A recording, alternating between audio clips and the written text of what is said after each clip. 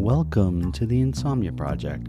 Sit back, relax, and listen as we have a calm conversation meant to help you drift off to sleep maybe, or just to chillness and calm. I'm your host, Marco Timpano. I'm Amanda. Hi. Amanda, how you doing tonight? Tired. Oh. Sono stanca. Oh, there you go. Well, we did get some messages from listeners. Oh, and wow. We have a listener who really enjoyed the Rome episode and happened to be in Rome around the same time as us. Yeah. And did they go through the holy doors? They didn't. Did they eat the holy pastas? They didn't go that far into the message, but maybe we'll hear from them. Okay. Also, listeners are asking how they can get advertising-free episodes because Acast took that away, and now the ads are too loud, and I'm working with them. I'm going to work on that all day tomorrow. I'm going to try to figure out a way for our listeners. So we're on it. We're trying. Yeah. And give us a week or two. Yeah, give us a week or two more. I have been looking into this, so forgive me. But we'll get that sorted out. Thank you for bearing with those loud advertisements. Trust me, I have someone in California who listens. Nima is his name. He's going to be a guest again on the show. He's a friend of the show who always tells me when they're loud, and I do my best. So we'll work on that. We appreciate the heads up too, because we want the podcast that you need. Yeah, and those ads are different in different locations as part of the situation. So they might be calm in some places. Right. And then, they target them. Yeah. I know. I was just listening to an Acast podcast myself. Oh, that's great. Is it a recommendation you would mention? Sure. I would actually. It's interesting. It's called We Regret to Inform You. Oh, okay. So it's the same production team that does Under the Influence. Okay. Which is a really interesting long-running series on CBC radio and podcast as well about marketing decisions. That's not a great pitch, but it's actually quite fascinating because they'll tell you about like when Coke switched their formula and why they did it and what the repercussions were, and they do it in a fun sort of way too. So it's Terry O'Reilly that does this. I think it's his daughter. That's what I'm gleaning. I'm pretty sure. That produces and is the main voice on this one called We Regret to Inform You. And it's great because it tells you stories of people who got rejected. Oh. And then how the rejection became their biggest blessing. Oh, I need to listen to this. Yeah, I just listened to the Lisa Kudrow episode, which is a great one. And I'm listening to one about the script of Pretty Woman. How did you find this out, this podcast? How did this podcast come to you? CBC. Okay. Yeah, I think they're starting to air them. They just started. And so I heard it and then went, oh, I'm going to go check that out. And I also love the cost of living. I'm a CBC person. Listen, I moved to Canada. I immersed myself as a child in Canadian things, and CBC is very Canadian. There you go. I'm a longtime fan and part-time employee sometimes of CBC when they'll hire me. When they hire you, they should hire you more often. Well, I've just found out that a series that I was in, the first season called Small Achievable Goals, that is getting a second season. So okay. Who knows if I'll be in it, but if you haven't checked that out, definitely check it out. It's a great series, and you'll see Amanda in it as well. Mm-hmm. And we great writers on that series. Who we might see this weekend. Oh, that's right. That's right. So hopefully we will. Mm-hmm. We got cherries. We were supposed to eat cherries tonight. I forgot. I know, and we had ice cream instead. Well, those are the good problems, I think. Right? Oh, my goodness. We'll have cherries tomorrow. Yeah. Cherries tomorrow sounds like a title of a book or something. Or a great rock album. Or a podcast. Imagine cherries tomorrow. Should we start a podcast? Cherries tomorrow. I don't know. Talking about things you can do tomorrow that you didn't do today. Well, maybe. Maybe that's this episode. Oh, my goodness. Stuff we'll do tomorrow that we didn't get done today. Now, I love cherries and you love cherries. I love cherries. I love strawberries. Amanda, not so much. Not a strawberry fan. Are there any of us out there listening that cannot stand strawberries? Please let me know. I've only ever found one in my life. Now, mind you, it's not something that comes up a lot in casual conversation. Hi, my name's Teresa, and I hate strawberries. But here's my journey with strawberries. All right, on this episode of Cherries Tomorrow. I forget what I was talking about. You're talking about your journey with strawberries. Oh, strawberries. Strawberries yesterday, cherries tomorrow. So here's my thing with strawberries. As a kid, you you are socialized to love strawberries. Why wouldn't you love strawberries? Everybody loved, there was strawberry shortcake. She was a doll. She smelled great. I had apple dumpling, who was her like sidekick. But I think I thought there was blueberry muffin. There's also blueberry muffin. And who was that character? My sister had blueberry muffin. I had apple dumpling, and I think our neighbor had strawberry shortcake. So wait a minute. I don't know the strawberry shortcake world. That's all I can tell you about the universe. Okay. Because all I can tell you is the dolls we had. I don't remember the cartoons. But if apple dumpling was the sidekick, who was blueberry muffin? Maybe apple dumpling was like the little sidekick, and blueberry muffin was like the best friend. Okay. I don't know. All right. Fair enough. Anyway, so as a kid, you're like, strawberries, they're the best. Everyone around you is like, oh, guess what we're having tonight? Strawberries or strawberry shortcake. So you think, yay, that's the best thing ever. And it is in my book. And so as a kid, my mom would be like, this weekend, you know, this is a very specific memory, but we're going to watch Solid Gold and have strawberry shortcake. Well, that was like the ultimate Saturday night, right? Solid Gold, or maybe it was Friday. It still is. Solid Gold and strawberry shortcake. And I remember like jumping on the couch with my sister. We're so excited for strawberries. And the thing is I would eat them and they didn't taste great to me, but the concept was like this exciting thing. Strawberries, they're red, they're beautiful, they look good, everyone loves them. So what's not to love? So I don't think I really listened to my own inner voice or stomach saying, this doesn't taste great. I just kept eating them. And so I got into adult. I never ever would choose them because I'd be like, that's not, I would never buy them. And then finally, really, like in my 30s, people would offer me strawberries and I'd be like, you know what? I don't like strawberries, actually. To me, they're full of seeds and they have either no taste or an acidic taste. But there's nothing sweet or even a flavor that I can really detect. It's, I don't know, my cilantro or something. So that's what I realized. And so very much like comic book movies where people will be like, no, you'll like this one. And then you're like, nope.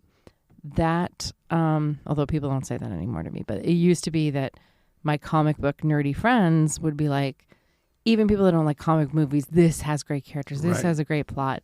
And so I would be like, okay, great. I'll come watch that movie with you. And then be like, sure. That's me with strawberries as well. People would be like, oh, but you'll love these ones. And they'll say things like, oh, I get it if they're like farmed, but these are wild, or these are Ontario, or these are really whatever. And they'll be like, you'll like these ones. And so then I'd be like, okay, great. And then I'd eat them and be like, I don't get it. They're just little, they taste like cleaning solution with seeds. I was with you when we had like one of the world's best strawberries I've ever had, and you didn't like it. I'm like, she's never going to like strawberries. Where was that? That was in Montreal. Oh, really? And they had like wild strawberries picked from a farm an hour north of... How are they wild if they're from a farm? From a forest, I guess. They were a forage strawberry. Yeah, and they were fantastic. And you didn't like them, and I was like, you'll never like... If you don't like these strawberries, you'll never like strawberries. There's something in them that I can't taste. That's now, fair. There's only one person I've ever met who I guess, had the conversation with. I don't remember her name, but she was a hair and makeup artist, but specifically hair, on a set of a Christmas movie that I shot like 5 years ago.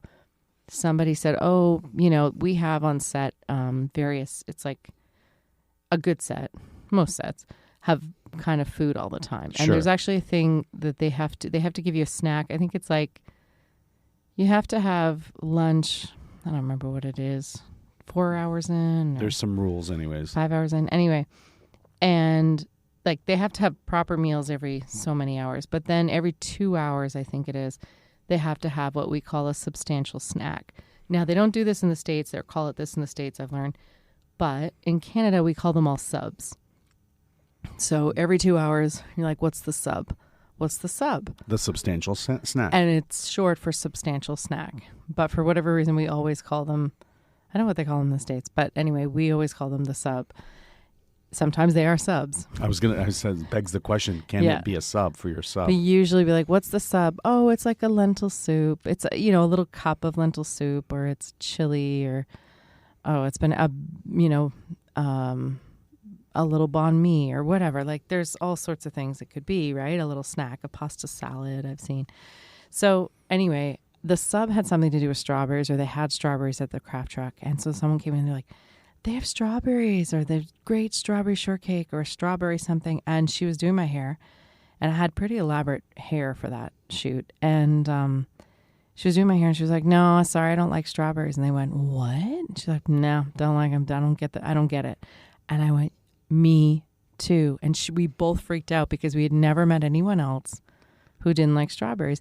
And even if you remember the night we got married, my bridesmaids, very sweetly, that's right, did chocolate covered strawberries and champagne. And I had to laugh. It was one of those moments. God love them. It was very sweet. But I was like, there's nothing I would like less than chocolate covered strawberries, and you don't like champagne. It was the perfect match. And I don't really love champagne either. I mean, I'll drink it, but it's not my favorite.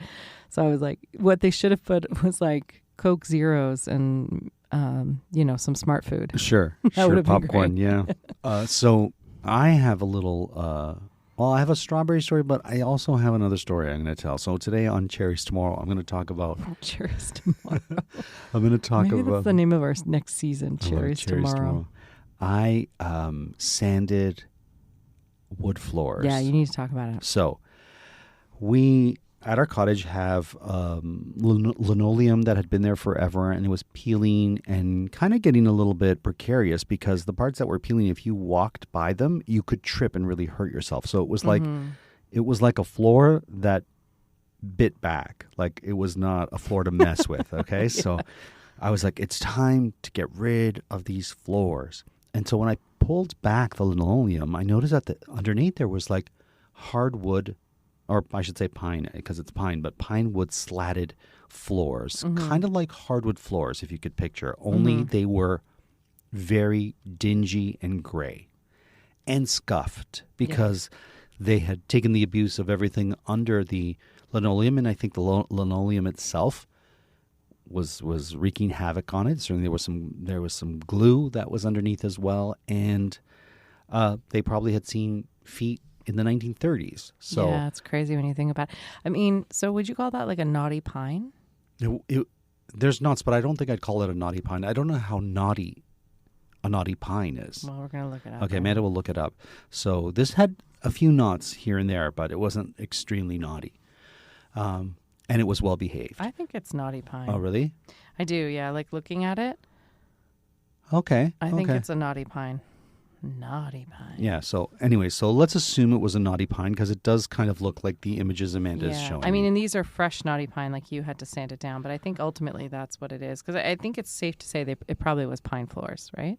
100%. Yeah. I don't think so I'm sanding these floors, and it's taking me forever because I need to hand sand them because I wanted to get the sanding machine, but I was talking to the guy at the hardware store, and we both agreed that with the size of the floor and what I had to do, hand sanding would be better. Well, hand sanding proved to be quite a challenge. I had an orbital sander, which is the round one.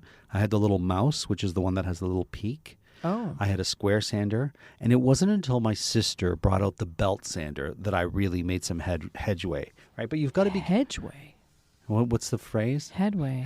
But I like hedgeway. Yeah, you have to like... When you have a hedge. And you've got to cut it down. So I was hedging my way through the floor, right? And with this belt sander, but you've got to be careful with the belt sander, Amanda, because a belt sander is fast and furious. Okay. And if you're not careful, you can notch out a piece of wood, or you could, make a divot in your floors, and you don't want a divot in your floor. Right. So I had to be careful. But also, you're learning, and there's a bit of grace with that, I think. If you have a divot, I mean, especially at a cottage. If you have a divot, then you have a divot. But this wasn't my first time. That's a character divot. This wasn't the first time I sanded floors. I believe there's an episode out there where I sanded our floors in our home. And that was a challenge. And I used a machine, and there is a divot and a notch because that machine was a machine meant for people who sand floors all the time. But I digress. And here's the thing, folks. I was like, listen, it'll be better than the linoleum that bites you back, so I'm just going to do it. So I did it. And then I went to I had gone to the paint store the week before, and I had a wonderful person there. Her name wasn't Oats, but we met someone named Oats recently, didn't we? And I was like, my name is Oats. Yeah, we did in Minneapolis. Yeah. We met an Oats. Yeah. She was lovely. Well, this woman kind of reminded... By the way, folks, we went to Minneapolis. Yeah. I met a woman named Oats. She was kind of like Oats, but with shorter hair. Okay. So no one will understand that except Amanda. I mean, I don't really remember Oats. I just remember mostly her name was Oats. She was a waitress. And when I ordered the fish tacos, she said people come from we were at the airport. People come from other terminals just to eat these fish tacos. What could Oats be short for? I wanted to ask her, but I didn't know how to say. I almost want, there's a few things. Her last name? It could just be a nickname, and that's what she goes by. Okay. Like, I was called Oats my whole life because when I was little, I fell in a bag of oats, and they all called me Oats. I know it's true. We got to go back to Minneapolis and find her. Is there a name that is like Oats? Like, is there like Shotes? Is that a name? Or like Odile? Odwalla? Odella? Maybe. Okay. I mean, Minneapolis has a Nordic population, so maybe it's a Nordic-y name. Odelia or something like that. Yeah, or Odinson. I don't know. Well, anyways. I guess it would be this woman. Odin's daughter. Odin. Maybe Odin. Odin. Okay. I mean, yeah, I don't know. She wasn't a mythical Norse. No, but she was a, 60-year-old waitress in Minneapolis, so... Well, cut to the 60-year-old woman who helped me at the hardware store with the paint. Oats 2. Oats 2, if you will. The revenge. So Oats 2 takes me, and I'm like, I need to have... I'm doing this with my floors. I showed her photos, and she's like, okay, I know what you need. And you know when you have somebody... I'm laughing because I know his cousin was with him. My cousin... my cousin, love her. She has strong opinions... and just won't let those opinions lie. Can I just say one thing about your cousin? I won't even name this cousin. Okay. Because I don't want them to be a source of anyone's ridicule. They are their own person. Yeah. So they live alone. They have a lovely home and they live alone. They've lived alone a long time in their lovely home. And they have interesting complaints about their house and things and renovations that they want to do to their house. And one of the big renovations that I think we've said that it's one of the big renovations that she wants to do in her house is she wants to soundproof her shower because her shower is really loud when she takes a shower. Now, it's not loud inside the shower. It's loud in the hallway. You can hear the shower. Okay, but she lives alone. So I don't understand. And this is a real concern to her that the shower is loud from the hallway. But as far as I know, I mean, she could be living a whole other life. I have no real idea. But as far as I know, there's nobody else there, at least on a daily basis. So she's mad that she doesn't even have a cat. Like, nobody can hear the shower, but somehow she knows that the shower is loud. So she wants to soundproof the bathroom or the shower to make it less loud for the hallway. My cousin is like an Oats 3, okay? So let's just put that into perspective. She's a younger Oats. So Oats 2 takes me to the paint section. Okay. And Oats 2 is like, okay, here are the paints that you need for flooring. Mm-hmm. She's like, this one's going to be great. This one's great too. But this one here is the best. It will give you a bowling alley finish. Okay. And what does that mean, a bowling alley That means finish? You can walk on it, you can tap dance on it, you can tap dance. You could throw bowling balls on it, and your floor will be perfect every time. Amazing. And it's going to take a kitchen anywhere, no matter where, is going to take a lot of foot traffic. Listen, I don't blame the linoleum for biting back. It had a lot of wear and tear. And it owed us nothing. And actually it looked decent. It was just when we put in the flooring around it that wasn't linoleum, I think it got displaced a bit and then started peeling up. And then if you catch your foot on the peel, you go flying. Oh, yeah. It was a trip. It was like, I don't know what to describe it. It was like walking on the inside of, you know how kids have those bibs that are plastic that flip up at the end? Yeah. It was like being on the inside, the kitchen floor, like one of those bibs surrounding it. So you would trip over the ledge of the flippy uppy part of it was a walking hazard for sure. We had to deal with it. So anyways, So Oats recommends this one brand. Like an Oats is ought to do. And I got a gallon of that paint, Amanda, and it cost $147. That's no joke. That's no joke. That is no joke. But I had faith in Oats too, and their reco. So I was like, okay. And I said to Oats, I said, Oats too, listen, I only want to do this once, and I want to do it right. And then she's like, this is why are you calling me Oats too? She's like, she had an odd name too, like an unusual name. Like Oats. It was like what was it? Jazzy or something like that. It was something like that. I can't remember their name. This is the more interesting part of the whole story. So Jazzy. I go to get the paint, and this is where Oats 3, my cousin, is with me, and Oats 3 is like, you gotta get the glossy. You gotta get the glossy. Your other floor is glossy. It won't look right. I'm like, I don't want glossy, because I had spoken to Amanda, and Amanda said, I don't want glossy. Amanda's with her folks in Florida. I don't live in a world of gloss, friends. No gloss for this lady. So it's like, okay. She's right. The other floor is glossy because it was salvaged hardwood. The rest of the other floor, pretty much all of it, is salvaged hardwood. Yeah, and it was glossy because that's how it was. That floor comes from my best friend's living room because he had a flood. And so some of his floor was damaged, and the insurance was replacing all the floor. So I said, can I take your hardwood floor? I went there. He offered it. He called you up, I think, and said, do you want to come get it? Because they're just going to get it and toss it, and I have no use for it. Maybe you do. And I showed up with a crowbar. And a father and 2 Italians. My cousins were visiting from Italy, and we plink, plank, plink. We took the floors off, put them in a van. I love that we put your little cousin to work when he came. And his friend, his best friend. His English-speaking best friend. So anyways. His friend did not speak English, folks, but that was how they got their parents to pay for the trip. So my cousin insisted that I should get the glossy or the semi-gloss. Not his cousin from Italy. No. But Oats 3. 3. So I was like, Oats 3, you've got to leave me alone for a second. I don't want that. Just the thought of you guys yelling at each other. We weren't yelling, but I had to be firm. But I know how she is, and I know how you are. So I was firm with Oats 3. And I will say this, Oats 3 took it in stride, because when I said I need She's also a very hard worker. Yeah. So Oats 3. If you were like, come and lay all the hardwood with me, she'd be like, okay, no problem. And she'd come. So I look, and I said, I just don't want to get the wrong one. I want to get the clear, and I want to get the satin finish. I didn't want the semi-gloss. I didn't want the gloss. I wanted the satin. Thank you. So I had nothing to do with this. I just made a request, and off I went. So I wasn't around. The hardest part, the sanding was tough, for sure. But the cleaning up of the dust in the cottage to prepare the floors was a nightmare. I believe it.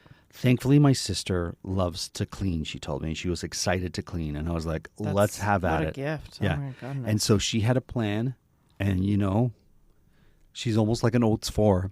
She had a plan, and and our niece is Oats 5. And we executed the plan. Great. And our niece, Mia, has been on the podcast, and she will come back on the podcast too. So I'll call her Oats when she does. And she's the little original OG Oats. Yeah. So we cleaned your family and their plans. We cleaned, Amanda. We washed walls. We vacuumed. That's we amazing. did everything. That's amazing. We even took the blinds off. Oh, yeah? Completely off. Oh, I didn't know And that. they were washed by my cousin Oats 3. Wow. Washed the blinds. Your family loves to wash a blind too. Vacuumed and then washed the blinds. Wow. While this was going on, once we cleaned, it was time to use this very expensive varnish or whatever you call it. I should look it up. I have it in my phone.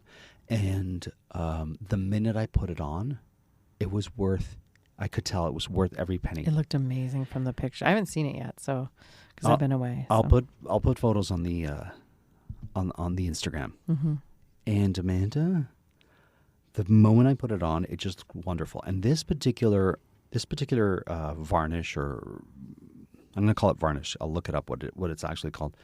If you put it on and let it dry for 2 hours, you can then put another coat on without sanding in between. But if you wait 24 hours, you have to actually sand before your next coat. So my goal was not to sand because I had sanded so much. Yeah. A light sanding, that is, right? Just a light sand. And so, like clockwork, every 2 hours, my sister and I would go paint the floors. And the minute we stepped on the floor the first time, after the first coat, my sister said, "This feels great underneath my feet." Mm-hmm. And I was like, "This is great." Awesome. And every coat, it just looked better. It came out better than I expected. Mm-hmm. And so I'm happy. That's awesome. I can't wait to see it. So you'll have to let our listeners know next time what you think of the floors. I'm Oats 9. There you go. If you have an Oats in your family, please share a story or let us know why you think the nickname was Oats. And if you know Oats, who works in the Minneapolis airport. And it's called, the name of the restaurant, I think, was called Twins. Twins. Please give a shout out. Like the baseball team. From us. Yeah. Imagine you serve a couple once and all of a sudden they're talking about you on the podcast. I will say she was right. The fish tacos were amazing. And you had a salad that was pretty good too, right? I had an enormous salad. Yeah. We highly recommend the Twins restaurant at the Minneapolis airport in Terminal, I want to say 3. And I will say this, I recommend you let your friends know about this podcast, especially if you're enjoying it. And we thank you. A few people were telling me that they were recommending it to friends who are having trouble sleeping. Please give us 4 bags of oats on your recos. And 5-star review if you can. Until next time. 5 bags of oats. 5 bags of oats. From us here at Cherries Tomorrow, we wish you a lovely evening. And I hope you had some beautiful strawberries yesterday. There you go. Until next time, we hope you listen and sleep.